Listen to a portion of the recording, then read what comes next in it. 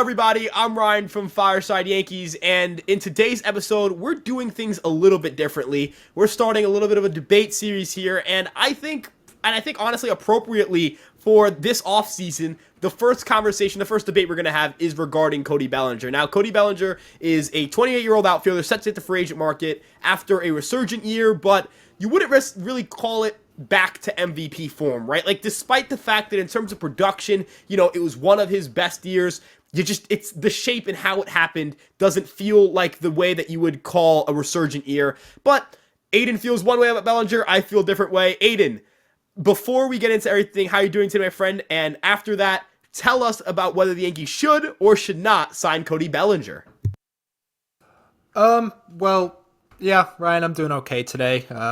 Pretty excited to watch NLCS tonight, Game 7. It's going to be a lot of fun. I think the World Series is going to be fun regardless because the Astros are not in it. But yeah, as far as Cody Bellinger goes, you feel one way, I feel another. I'm not really on board with this guy, and it would really take someone to convince me. Like, I need a lot of convincing. Ryan, like, your job this episode is basically to sell me on Cody Bellinger, and I'm a hard guy to sell to right now. You know what? I'll just let you go into what you like about him first to see if maybe we like the same things. And let me see what you have to say you like about him first, so I can see if you're really gonna sell me on him. Yeah, so obviously the big thing is the expected stats, right? Like, the underlying metrics for Cody Bellinger across the board, no matter what you look at, suggests he overperformed. If you look at his expected batting average, it was 270. If you look at his expected on-base percentage, it was 327. If you look at his expected slugging percentage, it's 437. So if we add that up for OPS, that's an expected OPS of 764, obviously significantly lower than what he put up this past season. And for those unaware, OPS we can translate into OPS plus. Now, thankfully, the Cubs actually had a player who put up exactly a 764 OPS. I could make a direct comparison here, and that was Heimer Candelario when he was traded over there, and that was a 103 OPS plus. So, taking that into account, you can technically say he had a 103 expected OPS plus. In terms of WRC plus, the only player who compares to him in weighted on base average, because his xWOBA was 331, was Mike Tauchman, who had a 330 WOBA, and he had a 107 WRC plus. So, using that same logic, WOBA is just WRC plus is just park adjusted and league adjusted WOBA. We can say that he would have had a 107 WRC plus according to StatCast. Now, there are a couple of things that StatCast doesn't take into account, and that's directional batted balls and also launch angle distribution. So, to kind of like simplify that, that means, if you pull your fly balls or hit them the other way, or if you pull your ground balls or hit them the other way, that doesn't get differentiated or sorted out in between when you're looking at StatCast expected metrics, and when you're looking at launch angle distribution, like, hey, how often do you get into that happy zone of launch angles?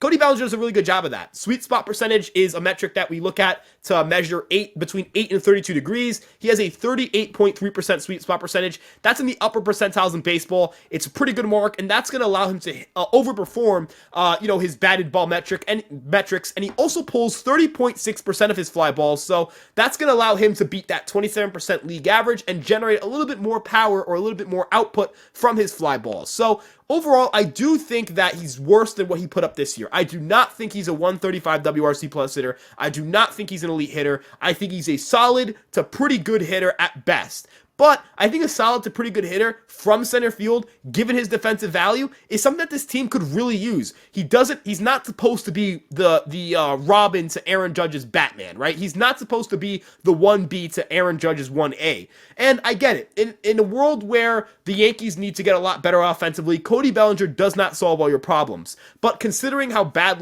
the center field can typically be offensively, the league average WRC plus is 98, and that's a tick below the league average of obviously 100. I just think that you can get more value out of Bellinger than people I think have given him credit for. Again, 110 WRC plus, let's say about 5 to 6 outs above average in center field, and his usual pretty good base running, that's a 3 to 4 WAR player. And I guess the question is, are you paying $20 to $25 million for 3 to 4 WAR production? The market says yes. So Aiden, what would your rebuttal be to that? Okay, well, first off, I agree with all that, and I want to go into what I do like about Bellinger. I mean, like, even though I don't want him, I'll just say it clear. I don't want him. I don't think he's a fit for this team. I also am just not interested in having the Yankees pay a contract that he's projected to get or anything near it. But there are things I do like about his game. He doesn't strike out a lot. He has a very good strikeout rate, 15.6%. That's the 87th percentile. He's 77th percentile in whiff percentage, 20.1%. These are traits that Yankee fans want. We keep hearing every single offseason, not even just boomer Yankee fans. We want guys that strike out less, and we want left-handed bats who can still hit a good amount of homers, and that seems to be what Bellinger does.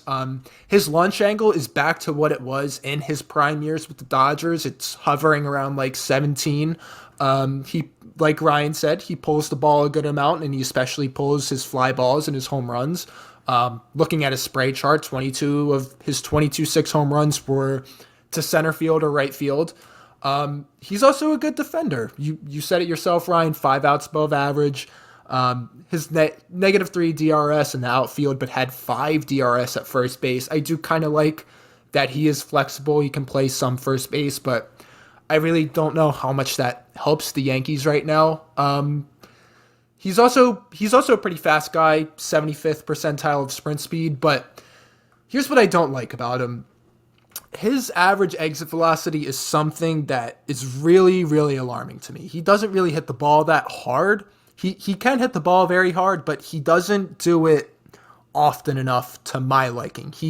Has an 87.9 miles per hour average exit velocity. 87.9, that's his average.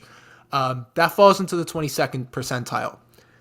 That's very low, and that's a profile that does not fit to the Yankees at all. The Yankees are known for, wanting to get guys who just hit the ball hard. His max exit velocity is 109.2, which isn't bad, but it's not what it used to be, obviously, because he's gotten older, but he's only 28, so I feel like that should maybe still be around, 111, 112 like it was when he was with the Dodgers. But that's just something I don't think fits with the Yankees. Guys who, don't hit the ball that hard, because we know time and time and again, the Yankees consistently try to find guys who hit the ball hard. Their entire hitting philosophy has been hit the ball hard. We heard some comments from former Yankees prospect Ben Ruda on Foul Territory. He said there was literally just a game or a practice drill in the minor leagues where it was whoever hit the ball the hardest basically won the drill. That's what the Yankees do, and he really doesn't hit the ball that hard. Even though he doesn't strike out a lot, his chase rate is pretty high, 35.3% O swing, and then just more on his lack of hitting the ball hard. Career low 6.1 barrel percentage this year, career low 31.4 hard hit percentage this year. That's in the 10th percentile. Ryan, this guy doesn't hit the ball hard, and I kind of want you to convince me why that's okay. With such a lack of exit velocity, how does that fit into what the Yankees need right now? How does that fit into their outfield? How does that fit into their offense, where they are trying to fix one of the worst offenses in the league? How does a guy who doesn't hit the ball that hard solve that problem? Yeah, so that's a very fair. Hey, look, I don't think that's unfair. I think it's more than fair to argue, hey, there are traits he displays that would suggest he's highly subject to variance, and there are legitimate reasons to believe this guy's not going to be able to be enough of a force in this lineup to change things, right? And especially again at the price point, regardless of what you think his market's going to look like, it's gonna be a 9-figure contract, right? That number is starting at the very least at $100 million, right? That's where bidding is gonna start. I don't think it touches 200 million, but I do think that's where that number starts. But here's how I feel. I mentioned hey, if his expected results last year say he should have been around a 107 WRC plus hitter, so around 7% better than average, and then you factor in the other things that he does well that aren't factored into that, and he tends to be but last year he was very good at both of those things, which was, again, launch angle distribution and, placing the right types of batted balls in terms of pulling your fly balls, hitting grounders the other way, doing those things well. I do believe that those skills combined should lead to about a 110, 115 WRC plus, but also it comes in the context of what is available for the Yankees and what isn't available for the Yankees. If you're asking me, hey, Juan Soto's available for trade and Cody Bellinger's available to sign, that is a no-brainer, right? You're obviously picking Juan Soto every single time. But the other question I'd ask is, knowing that we can't control whether Juan Soto's available or not, but you can control whether Cody Bellinger's available or not because he's going to hit free agency, you kind of have to think from the standpoint of where Aaron Judge, Garrett Cole, and where this franchise is in its shape and kind of where it is in its direction in terms of trying to win a World Series title. You kind of have to make moves that make you better. I do think that Cody Bellinger makes this team better. And also, thinking about what that lineup can look like, look, left field, you can kind of, not say that you can punt left field, but you can try to sacrifice a little bit of defense out there to get a little bit of a better bat maybe, knowing that Bellinger is out there and can play center field, knowing that Dominguez is on the way, knowing that you still have Pereira and he could become something. Overall, I think he just increases your floor as a team a lot. And if he does run into, hey, like maybe the skill set he does possess is something he can sustain, and maybe it's not at a 130 WRC plus, but closer to, let's say, a 120. That's a huge lift. Like, I don't know if people are aware just how hard it is to find left-handed hitting that can consistently be like in that 110 to 120 WRC plus range. Not that Yankee fans shouldn't demand upgrades, but I'm looking at it from the perspective of how realistic is it to get these huge upgrades? In the outfield last season, only 14 qualified hitters had a WRC plus at or above 120. 14, and that's out of 50 outfielders, so it's a very select group. And then if you make it either switch hitters or left-handed hitters, for left-handed hitters, that number dwindles down to 6. If you add in switch hitters, you're going to throw that number. There wasn't even a switch hitter who did that, so it's 6 total out of all qualified players. So, I personally just feel as if, not that we're asking too much out of what the Yankees should get in the outfield, but we do have to understand relative to the position, relative to the skill set, you're going to get a good defender, you're going to get a guy who's going to be a 110 WRC plus hitter, probably. And look, I don't like having to say probably. I think the Yankees take enough risks, and they have enough risks, but I also feel like you can kind of beat the market in center field. The average center fielder puts up about 2.1 WAR per 150 games played, according to Fangraphs, right? And assuming he signs a contract kind of similar to what like George Springer got, which was 6 years, $150 million, he would have to average around 2.5 to 3.5 WAR a year to kind of make that contract work. That's not adjusting for inflation, which would make it so that, let's say, what it would cost for 1 WAR in 2023 is going to be lower than what it will cost in 5 years. That's just how inflation works and how the market moves. Factoring all those things, the easiest positions to beat the market are positions where the floors are very high. And that's center field, that's shortstop, that's like catcher, right? Like, look at how many, I'm not saying all the shortstop contracts have necessarily worked out in recent memory, but look at, let's say, a Dansby Swanson, right? Like, everybody was like, hey, why did he get $177 million? And that's a really good contract. Marcus Semien wasn't even a shortstop. People had questions about it, and he's turned out to be an excellent contract. The George Springer contract hasn't necessarily gone to plan, but in terms of WAR, it's yielded pretty decent results for a contract that hasn't worked out the way you wanted it to. And then in terms of Brandon Nimmo, in year 1, he's already netting plus value for you. You're trying to beat the market. That's how I feel the Yankees should operate right now in terms of not Juan Soto type players, right? You're trying to beat the market there. And I think with Cody Bellinger, they have a good chance to beat the market. But hey, maybe I could be wrong on this. I guess that's kind of my point here. I think you can beat the market here. So that's where I stand on that. Yeah, I understand that. I understand beating the market, and Bellinger is kind of like, you don't come across a player like this very often with his production, his defense, the fact that he's a left-handed hitter, and he literally can play the position that the Yankees need to fix the most. But I question. Yes, we want to put a winning team on the field next year. We want to do everything possible to have this team contend for a championship next year. I think Bellinger does help that. I think absolutely, he can put up 115, 120 WRC plus next year with a couple outs above average in left field. DRS, I really don't know, but I do think he helps this Yankees lineup, but I still just have too many doubts about, there's so much uncertainty around him. How does he perform, 4 years down the line? And I know I generally don't like to do that. I generally just be like, okay, let's sign this guy. He's going to help the team next year. And then whatever happens to him in the next few years, we'll figure it out. But this is something the Yankees have been doing for too long, where now they're sitting here with a bunch of bloated contracts. You got Stanton owed 90 something million over the next 4 years, I want to say. That's like 22 million per year, I think. DJ's got 3 years left, 45 million. They're still trying to get production out of him now. They're trying to bring him back to what he was. Rodon, I get it. It was his first year, but he's still got 5 years left, $135 million left. The Yankees have a lot of bloated contracts, and they have to get better performances out of these contracts. Do you really want to set yourself up again like that with Cody Bellinger when, it doesn't really seem like a lot of people are certain about this guy? We talked about how he overperformed. He overperformed his expected weighted on base average by 39 points, 370 WOBA versus a 331 xWOBA.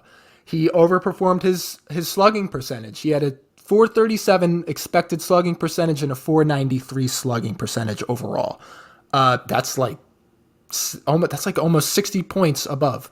He overperformed his batting average too by about 37 points. And he had a 319 BABIP. The MLB average is 307. His career high BABIP is 313, and his career average BABIP yes, that's right, 285. He's overperforming. And, this was a comeback year for him. Since 2020, he really hasn't been, or maybe it was 2021. He hasn't been the same guy. He goes to Chicago. He figures it out. I understand this guy changed his swing, and that's why his exit velocity probably looks the way it does. That's maybe you can draw some of that up to why he overperformed, but I'm not going to sit here and draw all of it up to the new swing, though. With all of his, overperformances, with all of that in mind, reinventing the swing, the drop in exit velocity, he doesn't really walk a lot either. I just wanted to throw that in there. He doesn't walk a lot, which I don't like. Do we really want to dish out a big contract to that? Do we want to put ourselves in a position where, in 5-6 years, we're in the same position we were in with Stanton right now? Do we want to put ourselves in that position when, a guy like Everson Pereira, we didn't really see a lot of him. He could absolutely put up 110, 115 WRC plus next year. The guy's got talent. He can mash the ball. So it's really just about, are the Yankees willing to make such a such a big investment into an uncertainty and, go for it next year and then figure it out in the next couple of years? So Ryan, do you think that's what they should do? Just like have Cody Bellinger this year, and if he just completely regresses, just figure it out?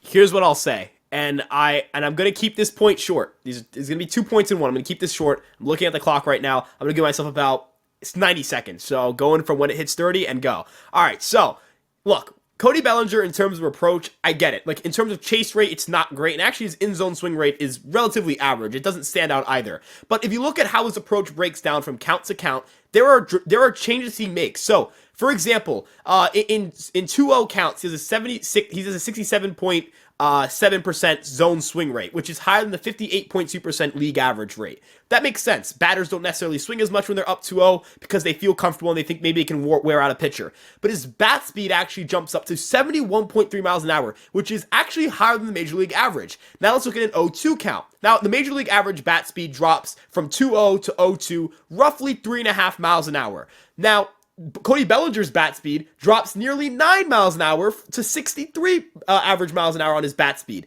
And in terms of quality of contact, there's a dramatic drop off as well. 5'10", for expected weighted on base average on contact to 372 on those 0-2 counts. And if you look at the exit velocity and all that stuff, they shoot way up. He seems to be saving his bullets for those counts when he's ahead. And it reflects in the fact that his bat speed differentiates by about 2.5 miles an hour from when he's ahead in the count to when he's behind in the count. So he's clearly saving his swings, or clearly saving his biggest bullets, I guess you'd want to say, for those counts. And the other thing is, what is the average WOBA for a hitter hitting fourth in the lineup? It's 329. If Cody Bellinger plays to his ex-WOBA, that's 331. That means he's giving you above average production for a four-hitter. And I don't think you're looking at Cody Bellinger to be your four-hitter. Maybe closer to your five-hitter. And what is the average WOBA for a five-hitter? The average WOBA is 322. So if Cody Bellinger is significantly better than the average five-hitter for you next year, which he would be if he was a 331 WOBA player, that's a huge lift for this team.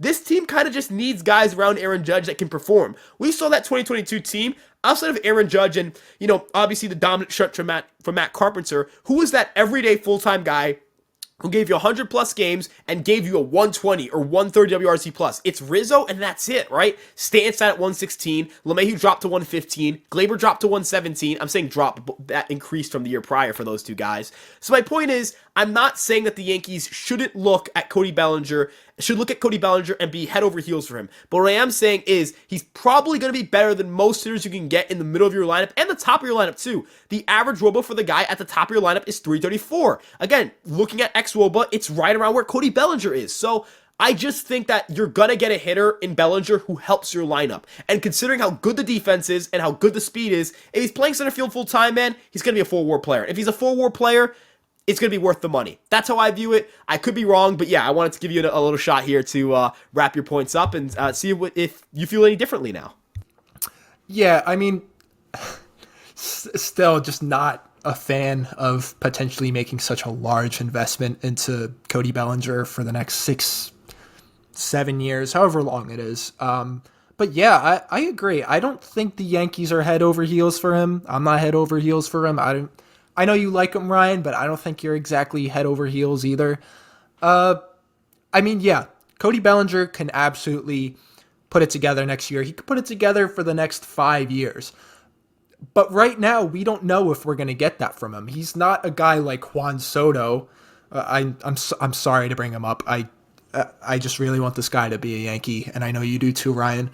But Juan Soto, he's going to be good for the next 5 years. He's probably going to be good for probably the next 10 years. And he's so young, maybe even beyond. So, with such an uncertainty, I just think the Yankees they're not a head over heels for him. They're not, itching to sign this guy. Hal Steinbrenner is very careful with his money.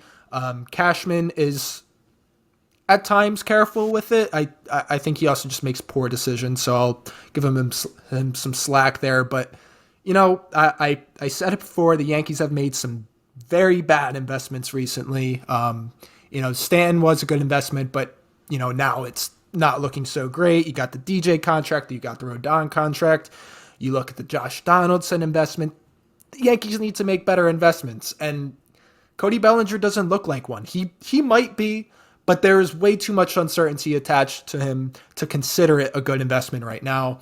If the Yankees had a farm system that continued to pump out good MLB talent that's serviceable and is giving you 110 WRC plus over the next 6 years, if you're getting players like that out of your farm system, then maybe the Yankees would be more inclined to just risk it for the biscuit and be like, yeah, I'll go sign Cody Bellinger for $200 million over 6 years. They would be more inclined to do that. But because they don't have that type of farm system where they just have this pipeline of talent, they have to save their money and they have to choose the players they really want to invest in. I wish it was different. I wish, do I wish that Hal Steinbrenner would spend more money?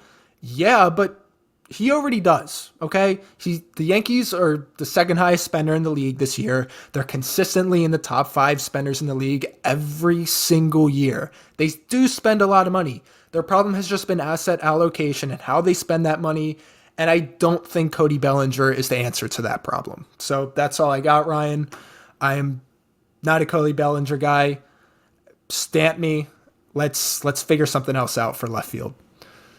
Hey, we'll get an entire offseason to wait and see whether, number one, he becomes a Yankee, number two, see how interested they are. If they weren't interested in the first place, I think all my arguments kind of go out the window. And I guess number three, as time passes on, we'll see if he's a successful contract or not, whether it's with the Yankees or somewhere else. But let us know what you guys think. Who do you guys think, had the best points here? Who did you end up siding with after this? Maybe you had a predisposed opinion beforehand, and you were just like, hey, you know what? I hate Cody Bellinger. Aiden was spot on. Ryan, you're a fucking idiot. But no, in all seriousness, though, thank you guys so much for tuning in. I'm Ryan from Fireside Yankees. That's Aiden. You guys can follow us. They're up on our Twitter accounts. Those are above our heads. And we'll see you guys in the next episode. Peace out.